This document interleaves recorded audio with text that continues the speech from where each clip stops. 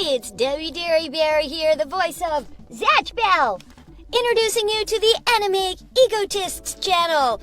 Glad you could be here. Zatch Bell is glad you could be here. Enjoy! And welcome back to the Anime Egotists, where King Kai would not teach us the Kaioken.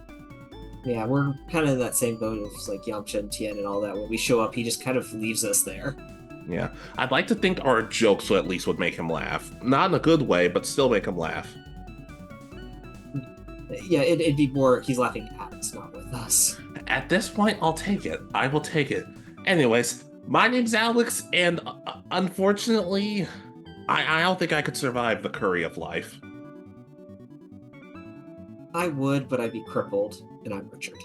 That's correct. And we talk a lot about friendships in anime, because we like to think that, as cliche as it sounds, friendships can be pretty cool. Even between and we talked about, random characters can have friendships too, can't they? Yeah, it's really interesting when you look at some of, especially a lot of the shonen, I think, that the main character becomes friends with insert random person that they just met, and they become like best friends for a handful of episodes. Yeah, I can't say you're wrong on that. And we've done a video similar to this, where we took two random characters who never really interacted that much and decided they'd make a pretty good friendship, but that's not completely what we're doing this time. Yeah, this time we've decided we're pulling from completely separate shows. Who do we think would actually get along really well? Yeah, and while it's easy, and in some cases it'd be easy to just see crossovers between these characters, but sometimes that's not really the case. Some of these crossovers are probably never going to happen, but we'd like to think if they ever did, these two characters interacting, or multiple characters interacting, could be pretty cool. Exactly. So, do you want to start us off? I'd love to, but first I just want to say big shout out to our friend May, who did the awesome thumbnail for this video, because like I needed help. You guys don't want to see me draw thumbnails. You really don't. Mine would be even worse, so don't even ask. Yeah, but once again, thanks to May. Please support them. But yes, I would like to start us off. All right. All right, speaking of the thumbnail, I guess I should start with our two characters, Morrison from Pokémon and Ryuji from Persona 5. Okay. All right, they're both kind of all right. Just for, in terms of age, I'm not gonna, let's just say they're around the same age for this, because that's just easier. Here, Yeah. Morrison is very much a hot-blooded yet still friendly rival, very competitive with Ash, and ultimately did want to surpass him in some ways, but was still kind of a goofball whose brain shut off every now and then. Ryuji, while not necessarily overtly competitive in most cases, is still kind of a hot-blooded delinquent who, once again, is a really sweet guy who a lot of people kind of misunderstand. I just get the feeling if Morrison and Ryuji ever became friends, it would be almost instantly, and people would be like, oh god, there's two of them. But I could see them doing stuff like getting ramen together, eating giant sandwiches or rice balls, depending on which version of Pokemon you watched. Just, I don't know, there's something about that. And I just like to think that Ryuji would see Morrison with his Pokemon and wouldn't even be fazed by it compared to everybody else. It's just like, huh, you're believing this a lot faster than most people do. And Ryuji's like, have you seen the stuff that goes on in my show? This is nothing. Yeah, I could definitely. This would be an interesting one. Just, yeah, they're both so kind of that punkish kid to teenager age group for that you see in Japanese kind of thing. So, as punk as you get in Pokemon, I would say, without going like becoming part of the evil team. So, this would be a very interesting one. I don't know. This dynamic would be absolutely hilarious. I could almost see them rapping together. That is sad but true. And I could even see a small moment like somebody saying, hey, Ren, you and Ryuji are best friends. You feeling jealous about this? And he doesn't say anything at first, but he's like, hey, Morrison, back up. But in all honesty, they're just two hot-blooded guys who are kind-hearted, supportive people when you finally get to know them. So in a way, I kind of feel like they might understand each other. Yeah, I could co-sign. I think this would be an interesting one if we ever got the chance to do this. Would be a very weird crossover, but it'd be weird. But these two would definitely get along. I didn't want to do some of the obvious crossovers, so I'm just like, let's just try this, Okay. So, my first one. please.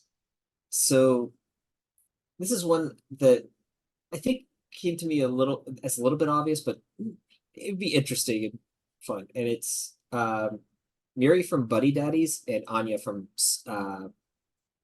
SpyxFamily. I only know one of these shows, but go ahead. Yeah.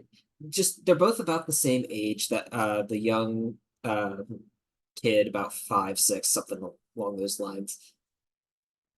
And they both have that childhood innocence, be- believe that their parent figures are like the cream of the crop, love them to death. I think that this would be such a cute interaction between the two of them, especially if they eventually did find out. Well, Anya knows that her stepfather or adoptive dad, step parent, whatever, I don't know how to describe it, is a spy, but like her trying to explain to Miri what exactly that means with because Anya would use her mental powers to figure it out. I just think would be so hilarious. Yeah, I could kind of see that. I especially just part of the thing is part of me wants this crossover mainly just so people can shut up about both of these shows. Like, yes, they're similar, but you can appreciate both things about both shows. At the same time, though, I would kind of like to think how would the parents interact with each other? Just because I don't know Spy Family, Lloyd and Yor, are those their names? I think so. I only pulled up Anya's name. Okay. Hey, well, regardless, I'd like to think that them, Kazuki and Ray might be able to get along. Well, Kazuki more, Ray maybe not so much. I think in that case, Ray would probably have some sort of like negative reaction. He just like he'd be upset that Miri and Anya were getting along so much. Yeah. I especially if it happened later in the series, or hell, even later, I guess after the events of the final episode. And I could see them both like this would be very interesting to see like the two assassins trying to uh hide their identities from the spy and the other assassin. So Yeah. if I could definitely see it. Y'all know how I feel about Buddy Daddy, so I can co-sign, but Spy Family's kind of a tricky one for me. I don't know if I'm fully sold on giving it a chance. I think your issue was that it was the one that was more heavily pushed over Buddy Daddies, and you really enjoyed Buddy Daddies. Yeah, I don't even think Spy Family's necessarily bad. I just kind of look at it, I'm just like, I don't know. This isn't grabbing me. I can understand that. It's I don't know. The added supernatural elements kind of threw me off on this one because it seemed like it would be interesting more as just a spy show. Yeah, exactly. But yeah, I can co-sign on to that. Some other people have said this one, but I can't disagree. All right, so your next one. All right. Valon from Yu-Gi-Oh! And Seiya from Saint Seiya. Okay. All right. Hey, ignoring the obvious thing, they're both kind of similar to Ryuji and Morrison, kind of delinquents in a sense. Hence, Valon was part of the Orichalco squad, and he was very much in the realm of I have to get back at people. But now that I've gotten back at people, it feels good, and I want to keep doing more. Or while still not necessarily being overtly villainous, like we said, compared to Darts. Meanwhile, Seiya, despite being one of obviously one of the saints, is it's also still not. I wouldn't say delinquent, but he's kind of similar to Yusuke from Yu Yu Hakusho, kind of rough, kind of a little bit of a kind of a chip on his shoulder at times, but ultimately grows to be a very, very heroic person. And ultimately, I could see this as a rivalry between the two. Like one person, they're both the same person, but one person's more of a villain and the other person's more of a hero. And I don't know, I feel like they would understand each other and kind of make each other better people. Well, also, Valon seeing Seiya's armor, or especially with the gold cloth, and being like, oh, you can upgrade your armor? Well, guess what? So can I. This would be hilarious if they met in full uh armor kind of things. Just I don't know how it would happen because you'd have to have like a duel going on, but it'd be interesting for sure. Yeah. Yeah, maybe it's a case of Seiya shows up and sees Valon in his armor, and he's like, "Wait a minute, is this the person I'm supposed to train with?" And Valon's just like, "I don't know what you're talking about, but let's duel." And Seiya's like, "Let's what?"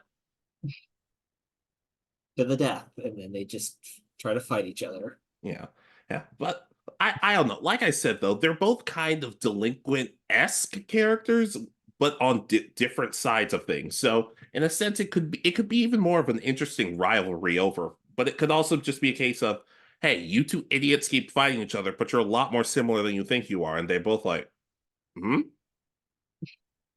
It'd be really interesting. Like the way to adapt it would be like almost for if it's in Yu-Gi-Oh, it's two very similar decks, but one's technically the good guy versus the bad guy, and then the opposite would be just, I guess, someone having some sort of evil version of the uh, armor of the Zodiac. Yeah, and also Seiya can just teach Valid how to do the pose. But like I said, this one is a little more on the obvious side, but at the same time, I still think it could work. I still think Valid and Seiya could be pretty tight. I'll co-sign. I think this one I'd be interested because of how their dynamic would be similar, but with, I don't know, this the evil versus good. Yeah, yeah. I'm watching the original Saint Seiya with this. It's not bad. I've heard really good things, and I think it's now on Crunchyroll, if I'm not mistaken, right? So, which is great because it's been on my list as one to eventually give a shot as well. Which is weird because I think it's only the dub is on Crunchyroll. I'm like, huh, that's not what I expected, but sure, go ahead. Yeah, that's what happens when I think they own the same uh people as Funimation was, or well, or vice versa. I can't remember. Well, regardless, Seiya and Valon. All right. So my next one. So I put specifically Kid Naruto and Inosuke from Demon Slayer. Okay. So Inosuke's the one that wears the boar head and is super crazy. I think that if they met in, like, again, the kind of original series, more hyperactive Naruto, you would get like hero worship of Inosuke. Naruto would uh be all kind of fawning all over him, trying to impress him, and Inosuke would be like, would just say, "I'm letting you impress me. I'll let you hit that person with the Rasen." It would just be a really kind of hilarious uh group dynamic of these two utter morons just egging each other on. Is Inosuke legitimately a boar, or is it just a boar's head? It's just a boar's head. When he takes it off, he's described as actually extremely beautiful. Of course. Oh, that cliche. Great. Hey, I kind of wanted to say I wanted Naruto. I want Naruto to try treating him to ramen and being like, "Wait, is this going to be okay?" Because the ramen has. He's like, It's not actually. It's not legitimately. I'm not legitimately a bore. You don't have to. I appreciate it though. Just no. But we've seen him eat with the boar mask on, so it could be either way. Oh no, I mean the sense of is Naruto's concern. Like, is he cool with eating the meat that's Oh, in this? yeah, I think so because I think because the boar is, I think, his mother, or the like the animal that raised him, and it's like, so. But I think he also ate what after she died. So yeah, his backstory is very weird, and I don't think we've gotten it all yet. So I don't know how to respond to that. But yeah, yeah. Sometimes the two dumbest people can make a pretty awesome friendship. And look, as much as we all love the person Naruto grew into, let's not act like he wasn't a pain in the neck back then. as I said, because especially if they remain the same age, it'd be Inosuke's a little bit older, kind of like Naruto's age in the Shippuden series, so he'd be like very much hero worship of Inosuke, which it'd be to like the worst dynamic, but also probably the most fun. Hey, at least Naruto would have a friend early on. Yeah, and be interesting because Inosuke would always talks himself up as the biggest and the strongest and all that, so it'd be kind of funny to see Naruto actually believe it. Yeah. Did you do that on purpose? No, but he realized it as I was saying it. Ah, I hope you feel shame tonight. I do. I always do. Yeah, but I can definitely see that, especially based on like the one episode of Demon Slayer we watched together. Yeah, so but that's just a kind of funny dynamic that would probably get annoying, unfortunately, but I think it would be fun to start. Yeah, I can co-sign though. All right. So your next one? All right. Yu Narasu and Rio, sorry, Yu Narasu from Watamote and Rio Yamada from Bocchi the Rock. Okay.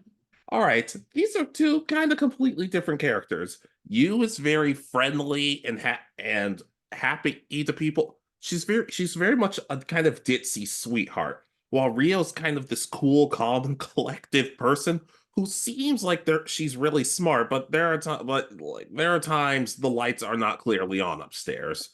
At the same time, though, Rio's very good at reading people and kind of understanding the type of person they are, and she's actually pretty like she knows herself pretty well. Oh, to the point where I kind of think that if she and you start talking, maybe maybe Rio would help you kind of understand, hey, your friend Tomoko, she kind of needs you, in a sense, because you, as sweet as you is, she doesn't fully understand, my friend might be going through a lot, which is fair because Tomoko doesn't really talk about it all that much with her. But at the same time, I don't know. I get the feeling she might make you a more self-aware or more aware person, while I don't know, maybe gets Rio to open up a bit. Not that she's cold, but she's a little standoffish. Okay. So it'd be like it's someone who's more able to understand another one of their friends and help the other kind of develop an understanding better than they do in the actual show. Exactly. I couldn't say Bocchi and Tomoko because there wouldn't be a damn word said to each other. They're both just too shut in. Yeah, I could see it. It's an interesting dynamic because it uh kind of helping someone else understand another person's pain. So Yeah. And at the same time, because you is also a super like weeb otaku type of her. Like she's super into that stuff. So when she meets somebody who sings like J-rock music, she could go nuts. And hopefully it wouldn't go too badly. Like, hopefully their friendship would be a good one. And because Rio, her family is super rich, but she resorts to eating grass at times to save money. So hopefully it doesn't lead to like begging for money or because I'd like to think someone would put their foot down with that. yeah, that's a little bit of an extreme there. Yeah. Yeah. I don't get to talk about Bocchi the Rock on here because I have some pretty unpopular opinions about it, but I'm trying to be nice this episode. So maybe Rio and you could be cool. It's an interesting one. I need to give Luigi the Rock a chance. I think it's No, you another don't. one that. Oh no, okay. No. It's just, It keeps coming up. Besides you mentioning it on here, I've seen it on a few different things that I follow just to like stay up to date with anime. I'm not just to say this as quickly as possible. I'd be okay if the show was about literally anybody else, but that's another point for another day. This video is gonna get so many dislikes now, isn't it? Yeah, but it doesn't. No, it won't. We're both pretty enough to make it work. Where did that come from? I'm drinking. Okay. All right. So my next one. So this one I put because of how their kind of background in both series, and it's Rukia from Bleach and Momo from My Hero. Both are how to put it considered like exemplary and brought into the world of in Rukia's case the Soul Reapers and Momo to the UA, the big high school in My Hero, and as pretty much what's the word like honor students kind of thing. They're brought in because Rukia is brought in from the Kuchiki clan, and Momo is a given like able to bypass the original test due to recommendations. And both kind of go through periods where they don't really believe in themselves because of kind of the people around them and their experiences. Rukia when she gets taken back by her brother to the Soul Society, and Momo when she uh, feels she didn't do enough during some of the first early arcs. But both have kind of grown into themselves and actually started living up more to their potential. Momo gets more involved in a couple different arcs. Rukia gets promoted first to lieutenant, and then she's, I think if I remember correctly, in the manga, she gets promoted to captain at the end of the series, which bypasses everybody who, including like Renji, who was considered just a regular Soul Reaper at the start, who bypassed her and beat her to lieutenant. I'd like to think they'd get along making ice sculptures together. Yeah, they both using Rukia's ice blade and Momo's creation power, they could do pretty much anything, I think, with it. Yeah, exactly. Like heck, they'd make a great business out of it. Seriously, and just they make millions selling because those are expensive. I've seen like the price on like some of the ones used at like the Oscars, and they're in like several $1,000s. Nope, not buying that. So yeah, it'd be an interesting business if they work together on it. Exactly. At the same time, though, I can't understand this. Admittedly, I know way more about Rukia than I do about Momo, but based on the little I've heard, this friendship would make a little bit of sense. Yeah, and I think that both could, if one was outside of the time where they were in their depression, they would pull each other out. Just because that seems like kind of the friendship that both of these characters have, is trying to support others. Yeah, I can definitely see that. One's the president of the school of the class, and the other's the president of the Soul Reaper, sort of. Kind of. She's a senior captain or something. I don't know. More close enough. Yeah, we'll go with that. Yeah, but I could see that. I like that one. Yeah. So your next one? All right. Saiki Kusuo from Saiki K and the General from Mr. Villain's Day Off. Okay. I still haven't given Mr. Villain's Day off yet, so I don't know this. That's fine. Anyways, so they're both kind of the same guy, except on different sides of things. Saiki's is a kind of very much an antisocial psychic kid who will do his best to help people if need be, but would rather just be left alone. Meanwhile, the General is a dangerous villain who would kill everybody on the planet if it wasn't also his day off. Because once again, could you blame him? At the same time, though, they do who I feel like they both kind of take the idea of, oh, well, we both have days off, so we should use that to our advantage. So I'd like to think that it would start off as a fight. It would start off as them as the General trying to destroy the planet and Saiki being like, well, I guess I have to do something. But ultimately, it could also just end up in a case of they both see each other on their days off and they don't want to interact with each other, but maybe they meet up at a dessert shop or something featuring pandas, and they both rave over just how amazing the desserts are and the designs and everything. Just the idea that these two idiots could probably destroy the world together or make the world a better place together, but they're both just like, no. Okay, so I realized you talked about this character. I thought it was a different character that you were talking about from Mr. Villain's Day Off, but I could definitely, from what you've told me about him, I could definitely see this being interesting. Like, fight on Monday, but on Tuesday it's Mr. Villain's Day Off, and they're now eating sweets together in the coffee jelly shop or something like that. Yeah, I could also see the general looking at Nendo and thinking, oh, I must recruit him to my side, because Nendo, they've even made jokes that Nendo looks like an actual supervillain. So he'd be like, I must recruit him to his side. He must be very powerful and smart, only to realize, oh God, no, I was wrong. But I can also see it being that he gets that feeling about Nendo, but then Nendo talks about how he really enjoyed his trip to the zoo and seeing a panda, and then they actually get along swimmingly. Exactly. There's all the one thing that might slightly ruin this friendship is because the general's always like, oh, I have to know more about these pandas. I have to make all these animals happy. And Saiki's like, yeah, you realize these animals are using you. I can read their thoughts. They don't actually. But in the end, Saiki's like, you know what? I'm not going to tell him. He seems like he's in a good mood today.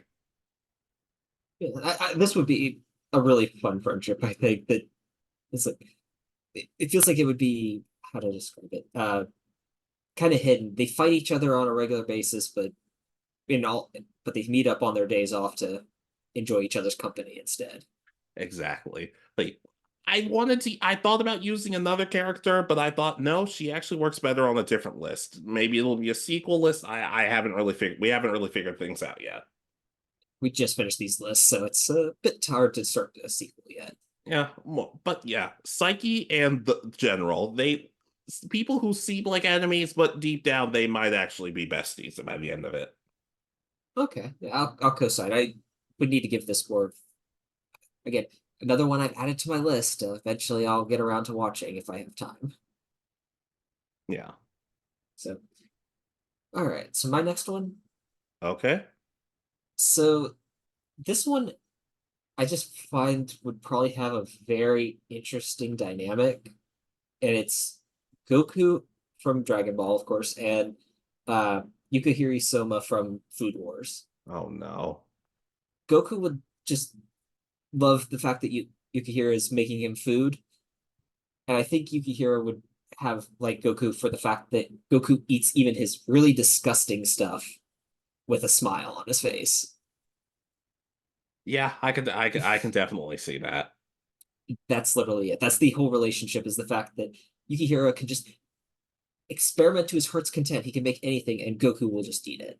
That's True, but I do like, despite the little I've seen of Food Wars, I do like to think that if Soma was ever like going through something, Goku's simple-minded nature would actually kind of be like kind of attractive in the sense of, oh, that actually makes a lot of sense. Because sometimes you overthinking things can be a problem, but Goku doesn't really overthink anything. Sometimes that sounds bad, but sometimes that's the best advice you can hear, just something simple. yeah. I could definitely see that, and I could see Goku Dragon Yukihira onto like some of the fights. Like he's just in the stands at like the tournament of power, just serving everybody random food that he's making there for everybody. Well, the problem is he would never get sent home because Whis and Beerus wouldn't let him go.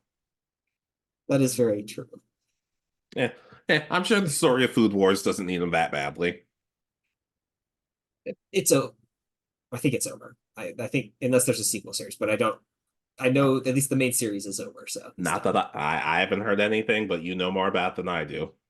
so we'll just say he's in retirement, but looking for possible openings. And then again, I don't love Goku always being portrayed as stupid, but I would like to think that with all these, whenever he eats and let's just say all the extra effects that come with eating food from Food Wars, a lot of people could be like, "Oh, it's a new transformation for Goku. Keeps getting stronger because of this food." And it's like, no, that's just none of that's actually happening. It's just for the show. Yeah, it would be interesting to say the least with that.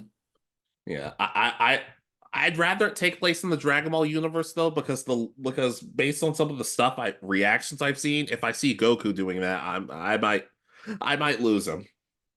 I could almost see like if this is taking place in an actual universe during like the Beerus fight, there being an almost the Popeye the Sailor Man kind of thing where Yukihiro gets Goku some food and that's how he goes Super Saiyan God. Yeah, I can see it. It's just stupid enough to exist. Yeah, well, that is anime in a nutshell sometimes. All right. So your first honorable mention. Oh crap, I forgot. I completely forgot I put this one on my list, and now it's coming back to me.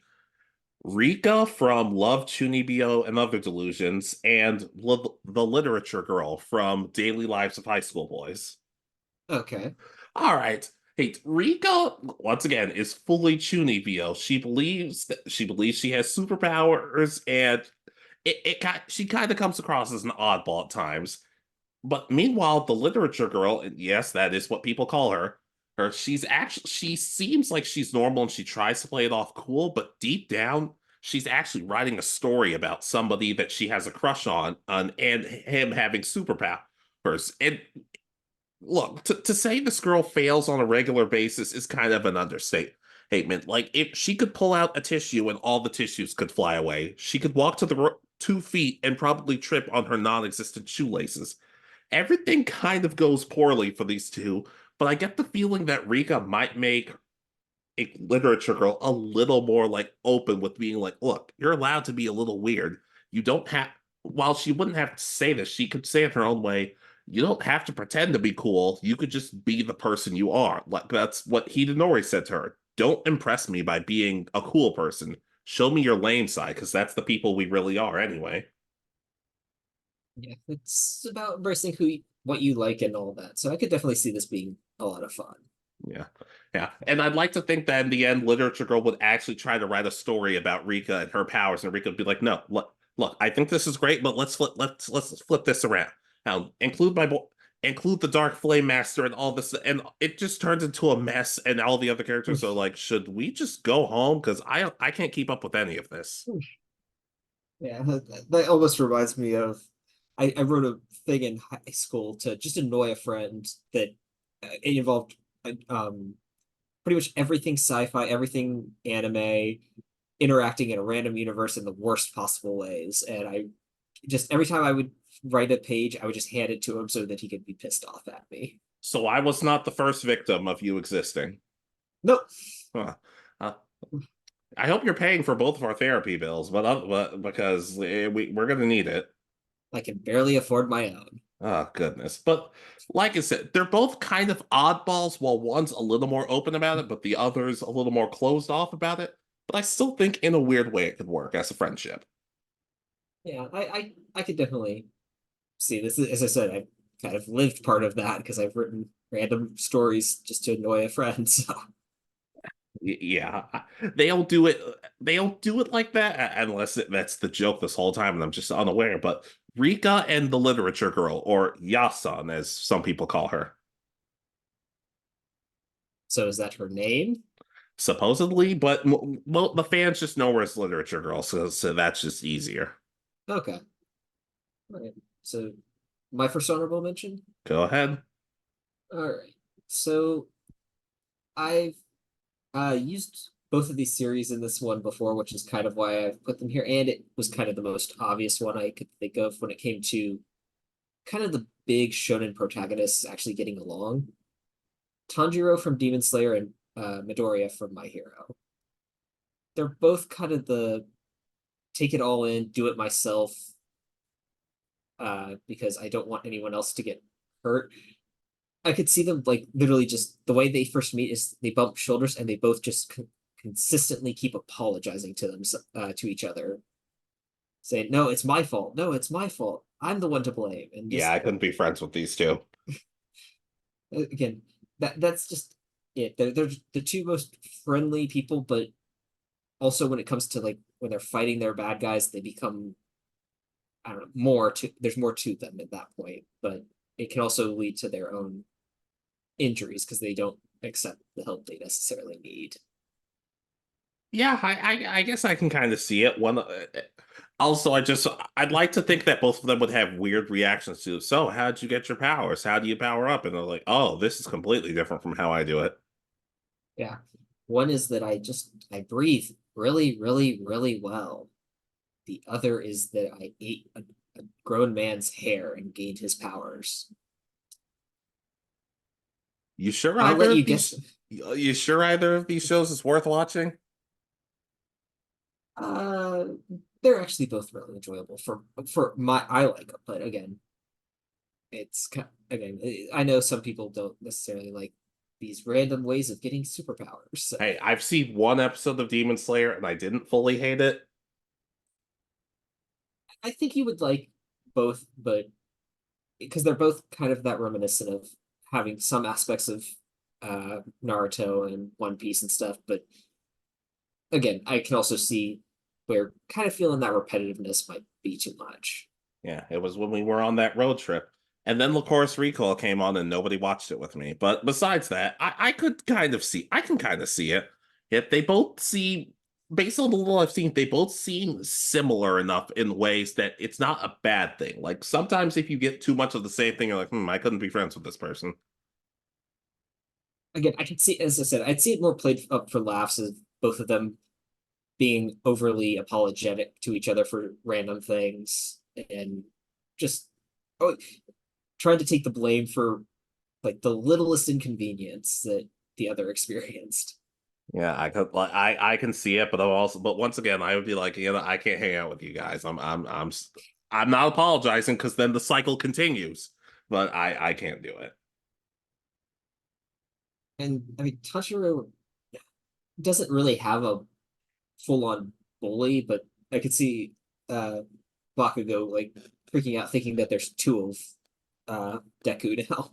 I was thinking that SpongeBob episode where his cousin comes to visit, but Bakugo just uses his gauntlets. Is that what they are? Yeah.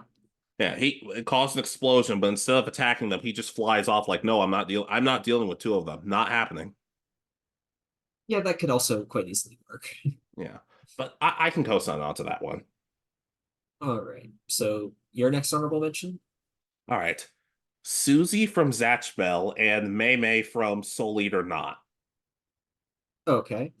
All right, they're both two other klutzes, but I can't tell who's the bigger klutz. Like, look, we all love Suzy, but she gets lost. She would get lost going in a straight line. And Mei Mei isn't necessary. Actually, she might be, but she forgets everything. If you told her what you had for breakfast this morning, she would forget in about the span of 10 seconds. But I'd like to think that maybe either kind nature could kind of help each other out. And just the other part of, oh, well, we have to really remember this. So, Suzy, take notes on this. And then it's revealed that remember that Suzy's notes are good at small details, not the big picture. So just them trying to figure stuff out from the little information that they retain could be really funny. I would like this could I could see as like a road trip.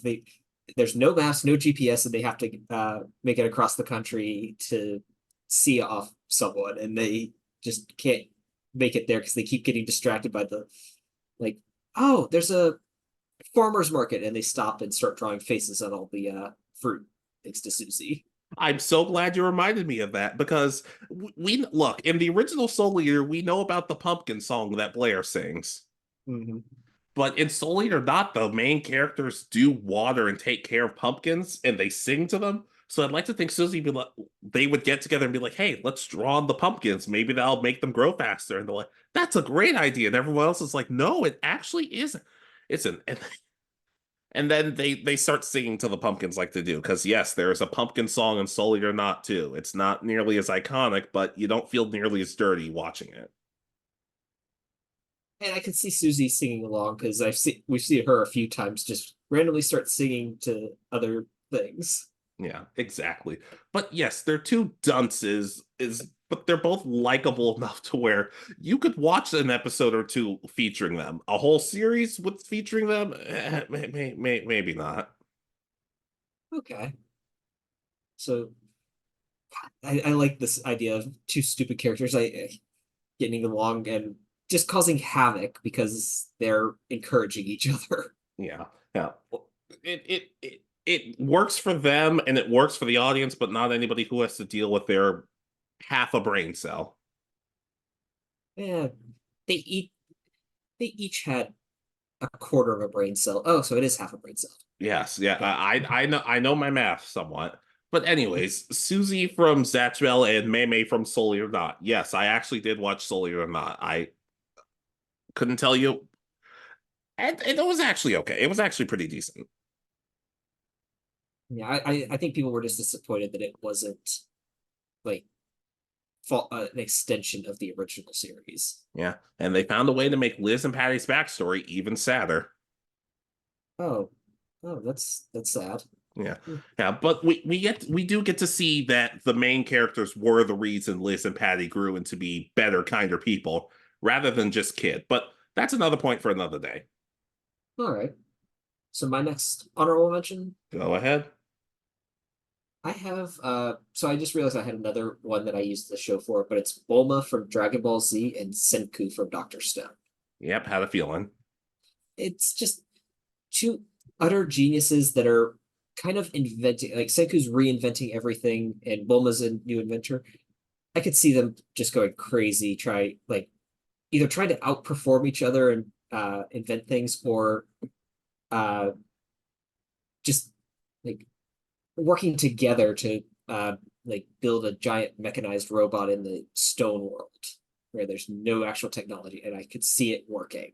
I feel like Senku would get really weirded out by some of the stuff Bulma wishes for. It's like, oh, I want to make my butt bigger. He's like, yeah, what?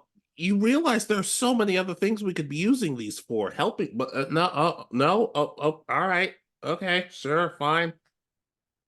Yeah, that relationship, that part of the relationship would be like if they're when they're in the lab, they get along like swimmingly.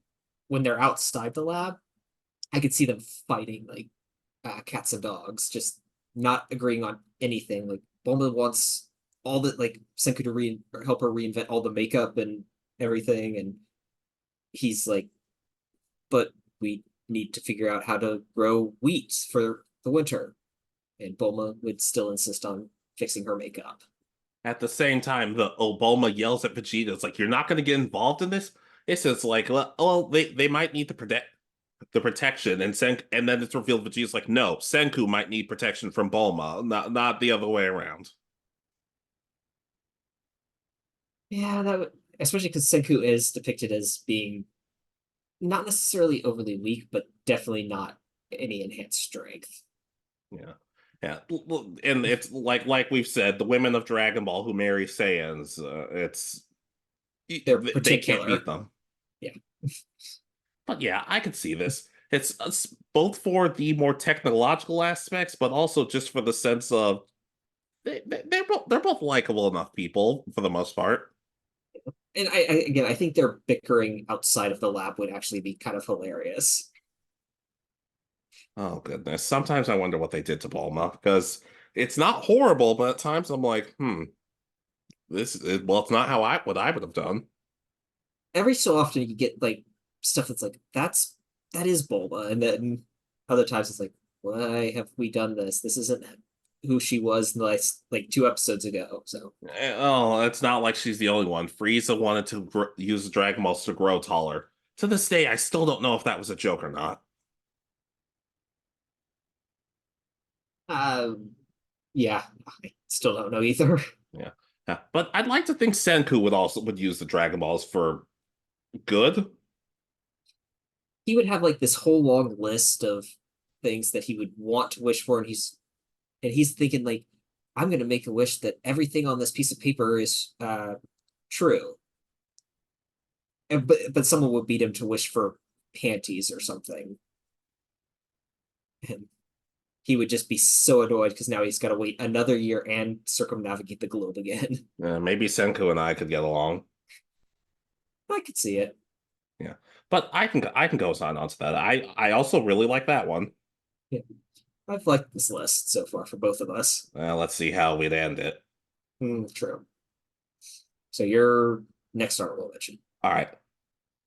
Arali from Dr. Slump and Luck from Black Clover. Yes. Just utter chaos of them destroying each other and racing. And it would either end with the two of them wanting to keep going, but everybody else is, no, we're done. You're not fighting anymore. Stop it. Stop it. Or somehow, some way, even Luck's like, dude, like, girl, I'm tired. I'm a hyperactive psychotic ball of energy, and you are wearing me out. Relax. But I'd like to think that their destructive nature with each other could lead to some hilarious moments. It really could, because they're both the I don't know, just well, with Orale being so, how to put it, single-minded. Luck can have a good thought on occasion from what I've seen, but it usually goes away really quickly when someone offers to fight him. Yeah. There was an episode where they had to cheer Asta up over something, and Luck's like, "Oh, okay, I'll just beat up Asta until he starts smiling again." And Noelle's like, "No, stop. That's not." Yeah, and Luck has the most annoyed look on his face, like, "Woman, why won't you let me hit him?"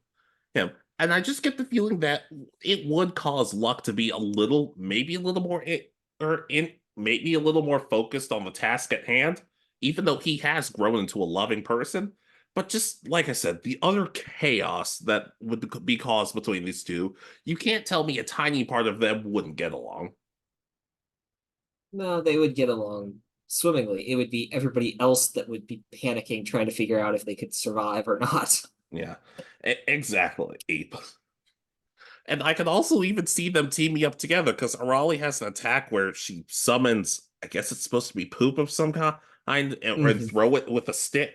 Heck, I could see Lux shooting lightning onto it, and there are a lot of there are a lot of horrible villains in the anime, but I feel like even the most vicious, horrifying ones, I'd feel a little bit sorry for dealing with that. Yeah,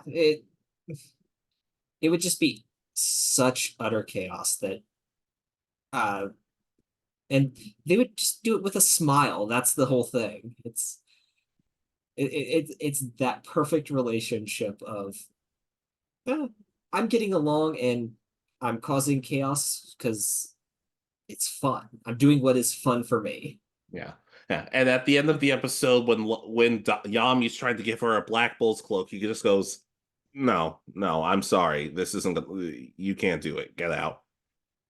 Yeah, even he's like not willing to have two of them on his team. Do you blame him? Yeah. Well, seeing as well, the poop on the stick was probably from him.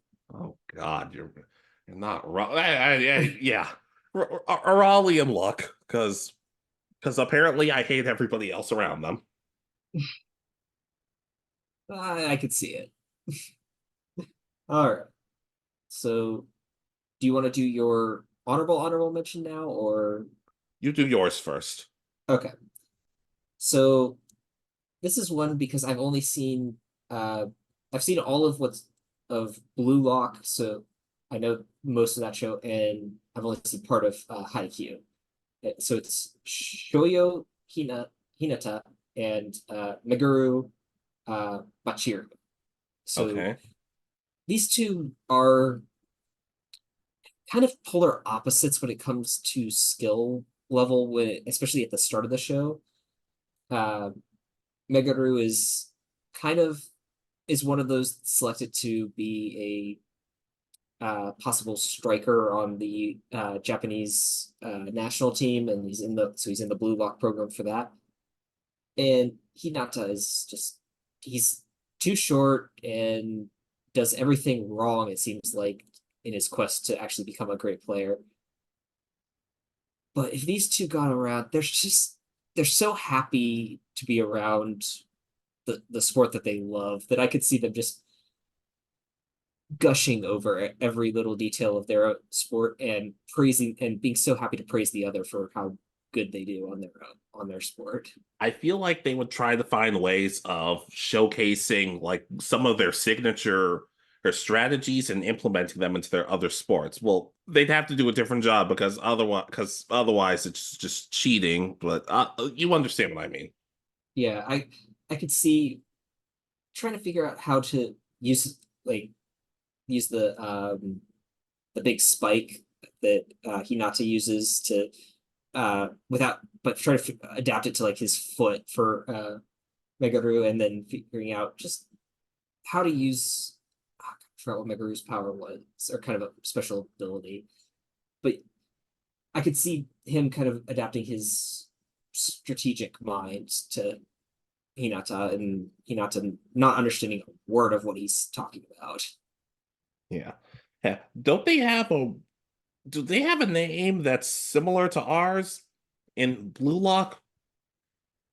Don't they Like, steal the name? Don't they use the term egotist or egoist or whatever? yeah, they're yeah, the egoist, because they're trying to pretty much, you have in order to be the best striker, you have to have the biggest ego on the field. Oh, well, that name's a little too close to ours, so we'll get our lawyers on that. Yeah. If we had a few thousand more subscribers, it might work out in our favor, but No, we were here first. Somebody even said, I think Blue Lock is ripping you guys off. So who knows? I don't actually know when the manga started, so I can't Regardless, be for sure. like I said, we said, their strategies they could adapt with each other, and just their personalities do seem like they would be able to get along. So I can agree with that. Actually, we did come first. What did I tell you? Yeah, August 1st of 2018, and we All were right. I'll we were already call. filming at that point. I'll text my mom about that.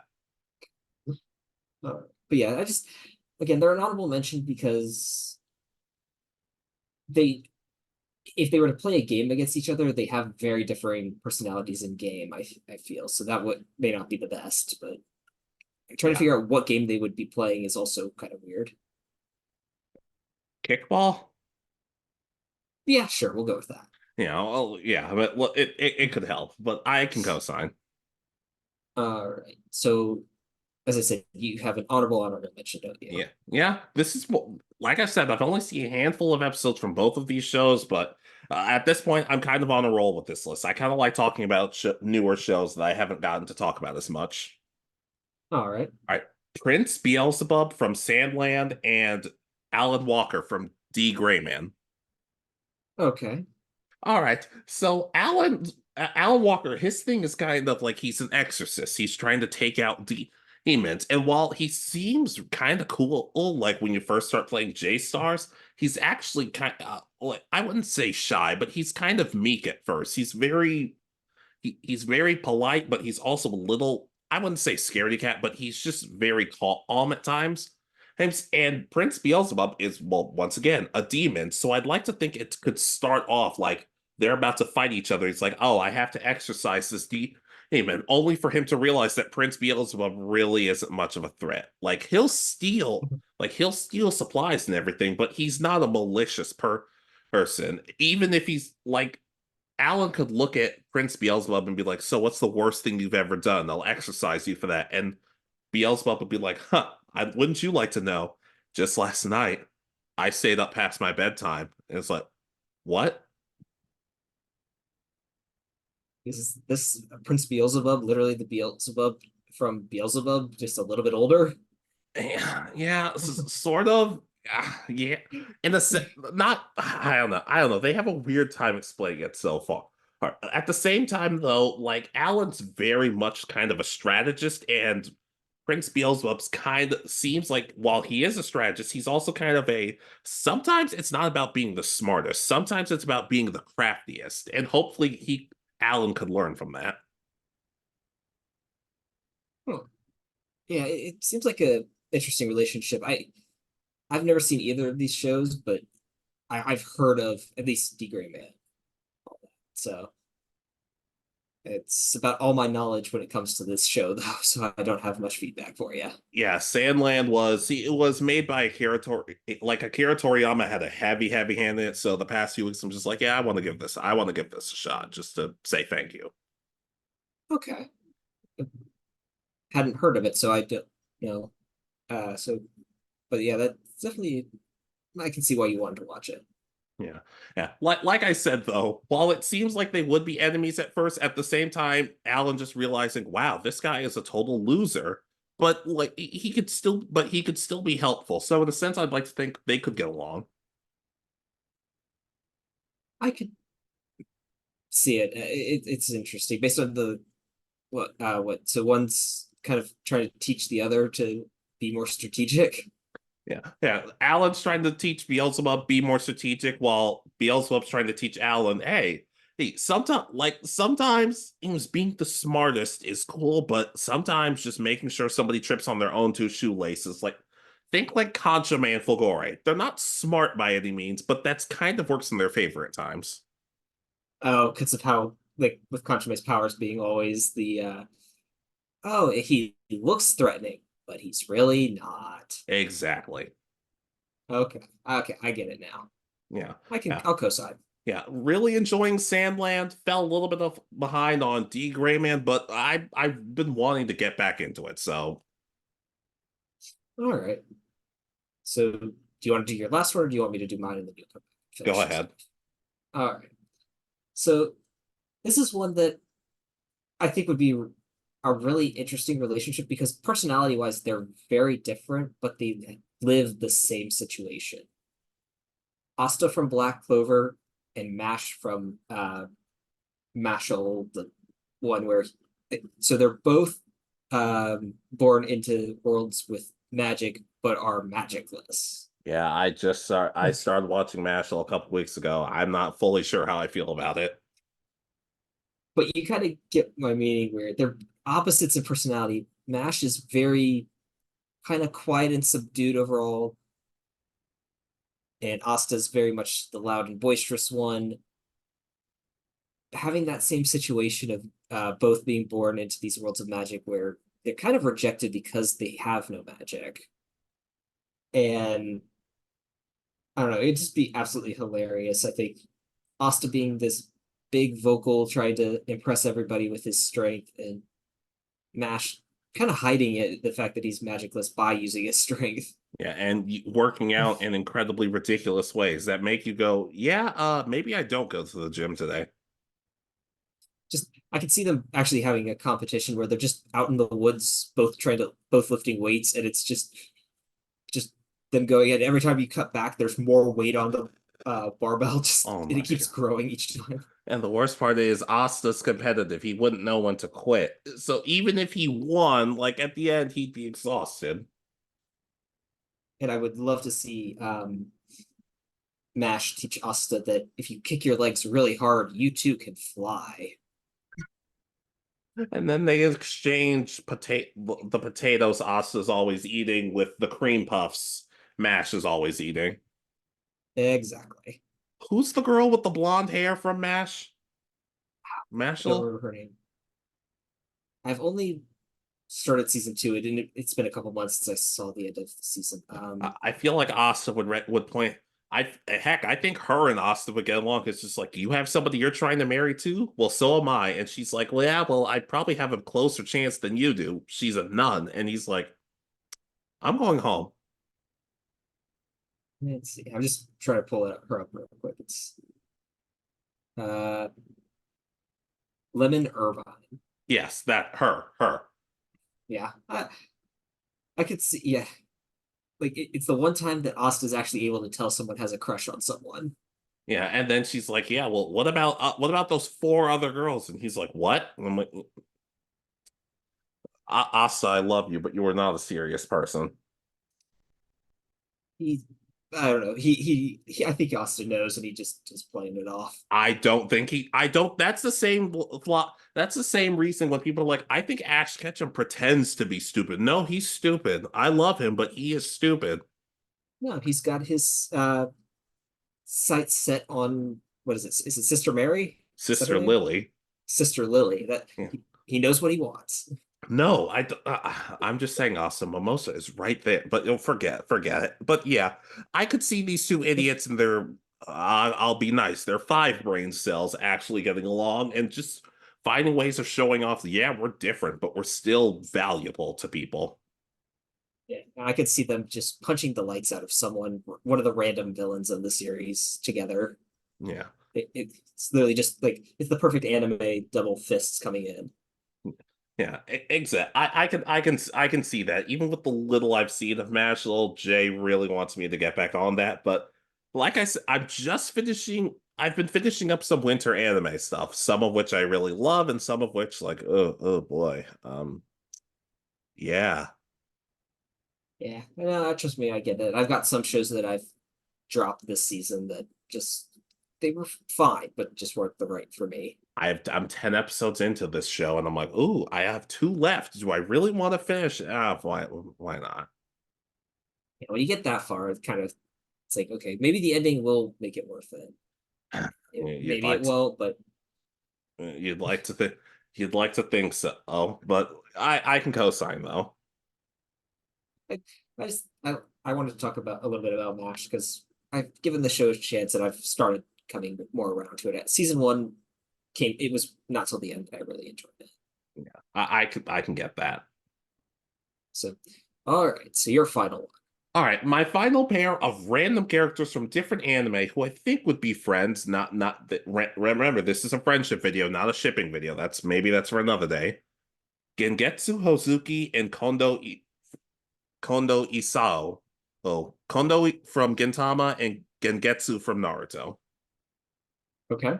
All right, these are both guys who are very influential on their people's lives. Like Kondo is the head of the Shinsengumi, the samurai police force, But rather than being brute or like really hard on his subordinates, he's actually very friendly and has brought people in and given them better lives. He's a really, really nice guy, albeit kind of over the top and silly.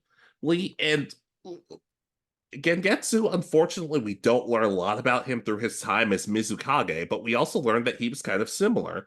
While the Mizukage before him was very like shy and didn't want to open up with people, Gengetsu was very friendly and encouraged people to be the best versions of themselves. They also both kind of have a thing where Gengetsu gets made fun of because he doesn't have eyebrows and it pisses him off like that's kind of his trigger. While Kondo gets made fun of because everybody says he looks like a gorilla, and they even the author admits, I'm in on that joke too. I'd like to think that at first they would bond because everybody thinks they look silly, but at the same time they would find a way to kind of be like, hey, look at these people who we've brought together and kind of our children in a sense. And honestly, I could see them being drinking buddies. Yeah, I could that's where I think they would meet if off the top of my head. It's just like they both go there to drink their sorrows away, just happen to be rambling off about people making fun of the way they look, and they have to overhear each other. And just they become best friends after that. Like it's Yeah. Yeah, and while it's not explicitly said, Gengetsu does have a pompadour, so Kondo might even think, oh, he's a delinquent just like the rest of us, and Gengetsu's like, no, this is just my hair. It makes me look cool, right? And then he's like, sure, yeah, sure, why not? Full disclosure, Gengetsu would probably kill Kondo, but like, who knows? If he survived Gintama this long, he might be immortal at this point. I thought they all were because, well, they had to be to survive in that world. I'd like to say so, but people do die in Gintama, and sometimes it's sad. But I think that's what makes some shows really great is yes, we've got our comedy, but we have the great emotions. Yeah. But anyways, I just like they're both strong-minded yet still very caring leaders. And I'd like to think that maybe there's a chance that they all start fighting together, but I don't know how the Shinsengumi fully survive. Then again, it's also revealed that that Gintama can go universe hopping. So maybe Gengetsu's like, hey, we've seen you guys stealing our stuff. Please stop it. Yeah, it's quite possible because they always end up seeming to, I don't know, but it seems like the people that shouldn't be as powerful as they are, I don't know, end up weak or end up, I don't know, just having more ability to survive than those that are actually the super strong ones. Yeah, exactly. Ultimately, like, I don't know how much they would learn from each other, but I could also just see them both being just so proud of their students or so proud out of their kids, and the rest of and everybody could be cheering like, we're so proud of you, boss. No, we're more proud, boss. But then there are others who are just like, what? They're both idiots. Why are we still here? Just fanboys in the audience with like the classic like headbands, fans, and over kind of the little jacket things. Yeah, cheering each other on. Yeah. Like I said though, I just think Gengetsu from Naruto and Kondo from Gintama, they're both similar yet different enough that maybe it could work. What's going on with my camera? There it is. Yeah, so okay. Well, we didn't lose audio, so we're okay. Yeah. Like I said, Gengetsu from Naruto, Kondo from Gintama. I think it could work. Yeah, I'll co-sign. Yeah. So, are we ready to close out? I believe we are. All right. So, ladies, gentlemen, and others, what are some random characters from different anime that you think could be friends? And whether they're both heroes, both villains, maybe somewhere in between, just anything among those.